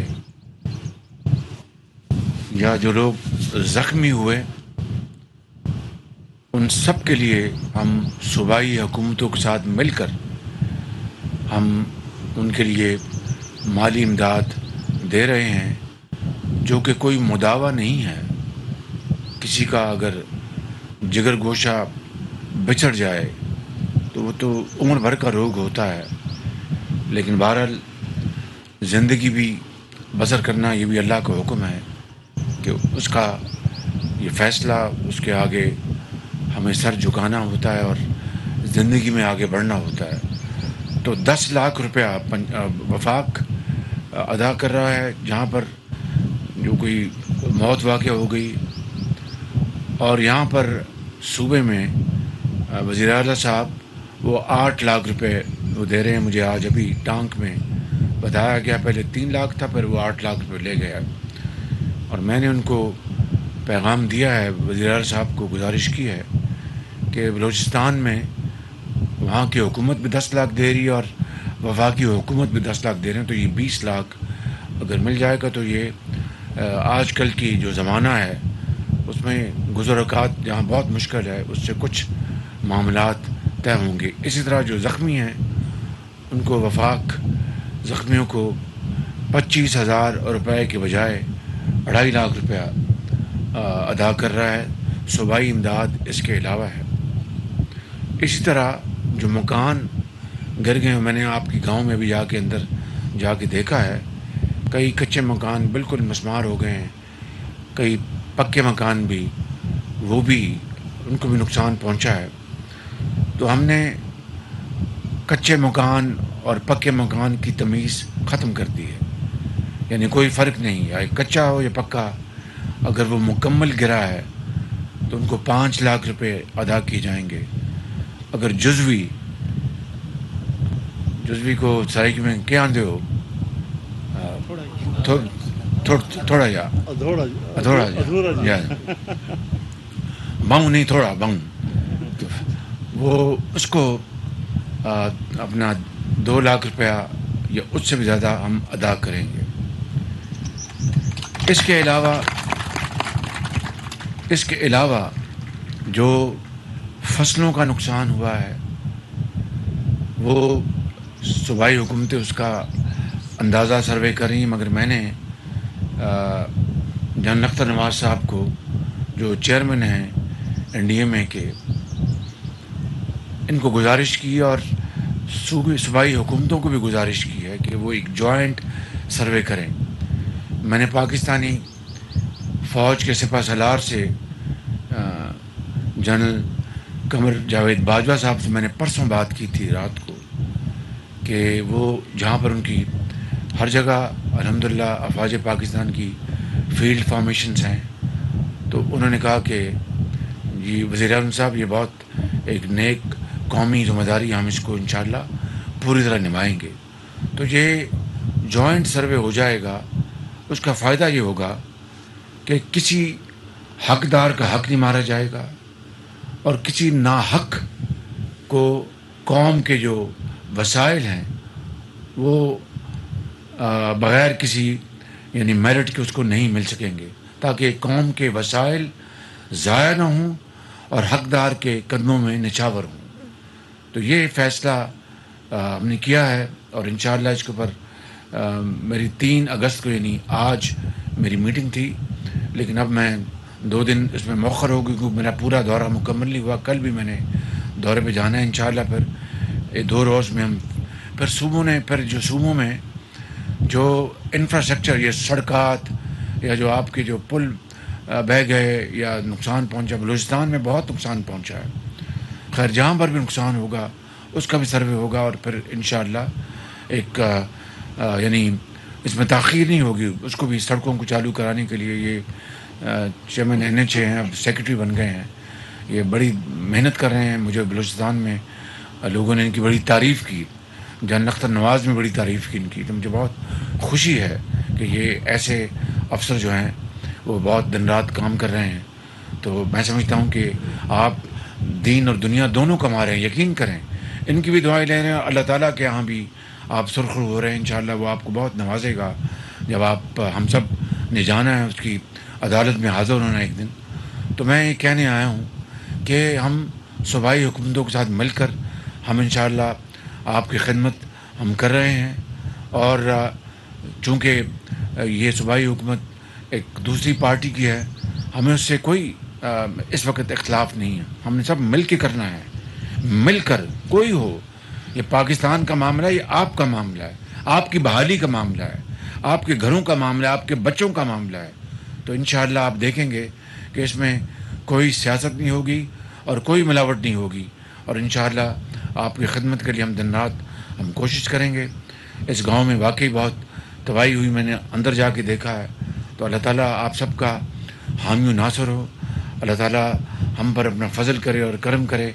ये जो यहाँ के जो मुंतखब नुमाइंदे हैं, ये जो क़यादत है आपके सामने खड़ी है, हम इंशाअल्लाह हम आपके खादम बनकर आपकी खिदमत करेंगे. और जब तक आखिरी घर अपने पाँव पर, आखिरी फ़र्द अपने पाँव पे खड़ा नहीं हो जाता, हम चैन से नहीं बैठेंगे इंशाअल्लाह. पाकिस्तान कायद आज़म, मेहरबानी. चले जी, वज़ीर आज़म शहबाज शरीफ मीडिया से गुफ्तगू कर रहे थे और काफ़ी अज़म का इजहार उन्होंने किया है रिहेबिलिटेशन के हवाले से. एक ब्रेक लेते हैं जी, ब्रेक के बाद आएंगे.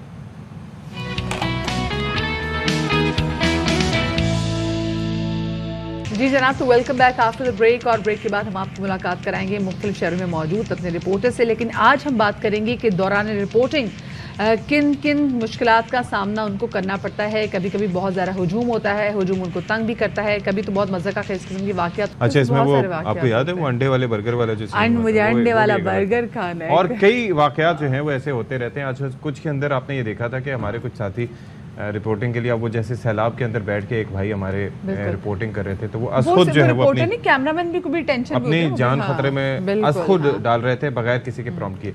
चलिए बात कर लेते हैं. जो मुख्तलिफ शहरों में जो रिपोर्टर्स हमारे साथ मौजूद हैं उनसे बात कर लेते हैं. कराची से हमें ज्वाइन कर रहे हैं हमारे नुमाइंदे चांद नवाब. लाहौर से हमारे साथ मौजूद होंगे ख्वाजा नसीर, जबकि कोयटा से हमारे साथ मौजूद होंगी अतिया अकरम. ये वो तमाम तो रिपोर्टर्स हैं जिन्होंने हर किस्म की सूरत हाल जो अपने अपने शहरों में कवर की हुई है. सबसे पहले तो चांद नवाब साहब आपकी तरफ आते हैं. आपका तो कैंट स्टेशन की जो रिपोर्टिंग की है कराची से अपनों में ईद मनाने के लिए, वो जो वीडियो थी वो इतनी मकबूल हुई कि हमसाया बोलते हैं फिल्म बना नहीं. और ये जो अभी इन्होंने दूसरा मैं क्लिप देख रहा था जिसमें दुबले पतले अफराद को इन्होंने कहा था सीव्यू पे ना जाएं, उसके बाद से हमने वजन बढ़ा लिया. चांद नवाब साहब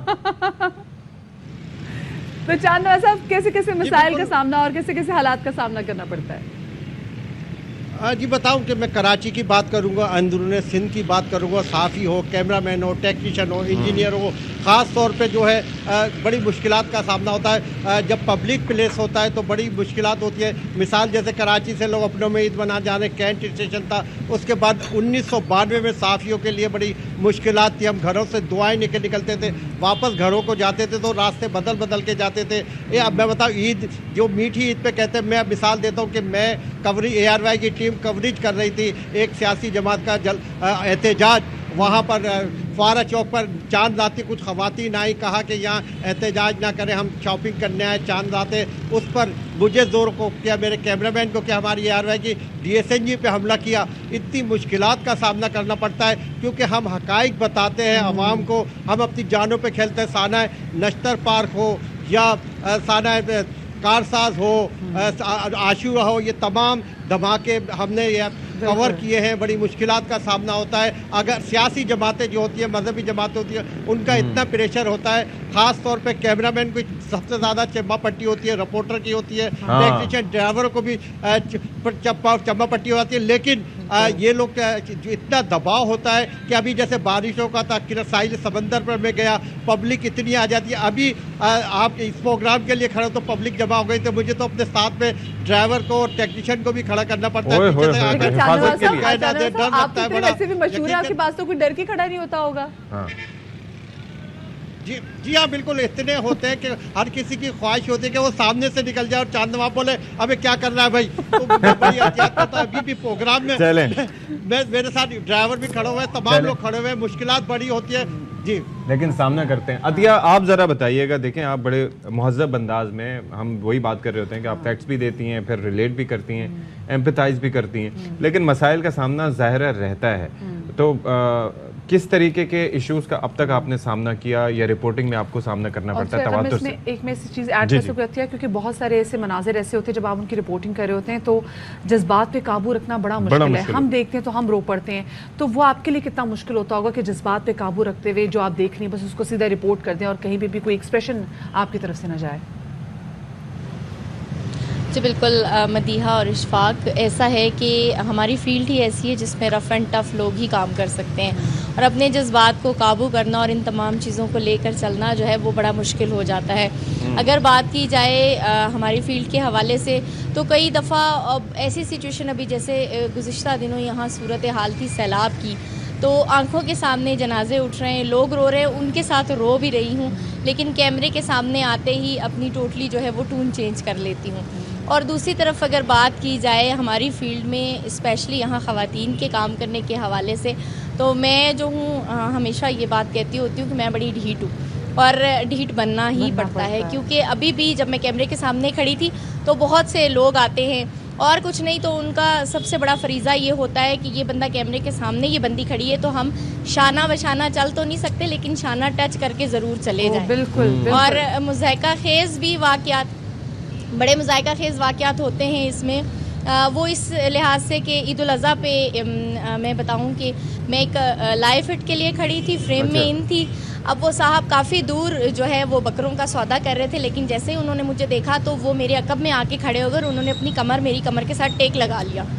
अब मैं खड़ी हुई हूँ, लाइन इन नहीं थी, फ्रेम था, तो मजबूरन मैंने घूम के उनको कहा, मैंने कहा भाई इस तरह आपको बकरे सस्ते नहीं मिलेंगे और ना ही कुर्बानी कबूल होगी, थोड़ा सा आगे चले जाएं और वहाँ जाकर आप अपना जो है ये फरीज़ा सर अंजाम दे लें। और उसके साथ साथ ये है फिर हमें अगर बात की जाए, ये बहुत सारे लोग समझते नहीं है कि सिर्फ ख़वातीन ही बल्कि मर्द हज़रात भी जब आप फील्ड रिपोर्टिंग कर रहे होते हैं तो बहुत सारी जगहों पे आप हरासमेंट का निशाना बन रहे होते हैं।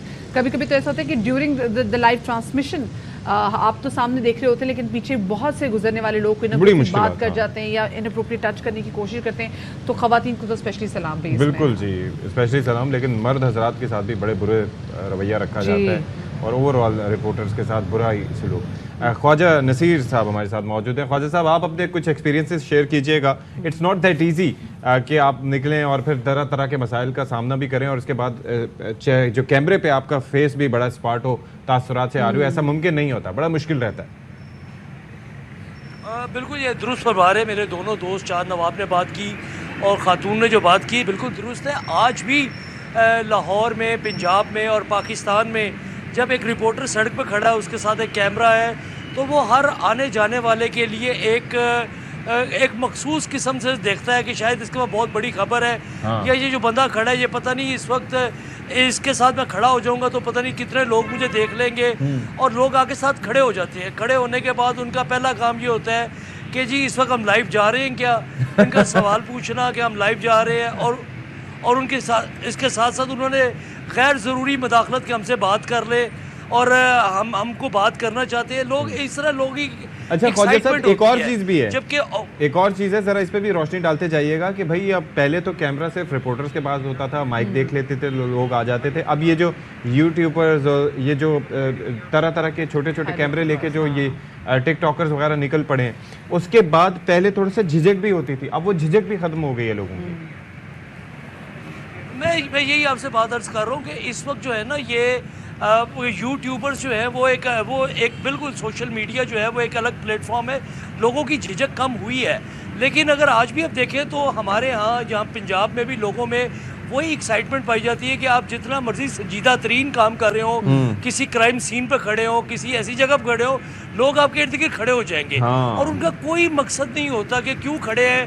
انہیں صرف یہ ہوگا کہ ہم آ رہے ہیں، فوراً اپنے گھروں میں فون کریں گے کہ اے آر وائی نیوز لگا رہے ہیں، ہم یہاں دکھائی دے رہے ہیں. لیکن جب لوگ کھڑے ہو جاتے ہیں نا تو جو ان کی حرکات و سکنات ہوتی ہیں وہ کنٹرول کرنا بڑا مشکل ہوتا ہے. اور کیونکہ آپ کا تعلق پنجاب سے، تو پنجاب میں تو لوگ آ کے پھر کوئی نہ کوئی ان کی کوشش ہوتی ہے کامیڈی حرکت کر دیں کہ لوگ ہمیں اپریشیٹ کریں. خیر جی، بہت شکریہ جی. خواجہ نصیر لاہور سے ہمارے ساتھ موجود تھے، عطیہ ہمارے ساتھ موجود تھی کوئٹہ سے، اور چاند نواب صاحب کراچی سے. خواجہ صاحب نے چھٹ کے چلے گئے. خواجہ صاحب نے کہا میں نے رہنا ہی نہیں ہے یہاں. اچھا جی، تو بات یہ ہے کہ جی ایک بریک لے لیتے ہیں جی، ہم بھی تھوڑی دیر کے لیے منظر سے غائب ہوتے ہیں.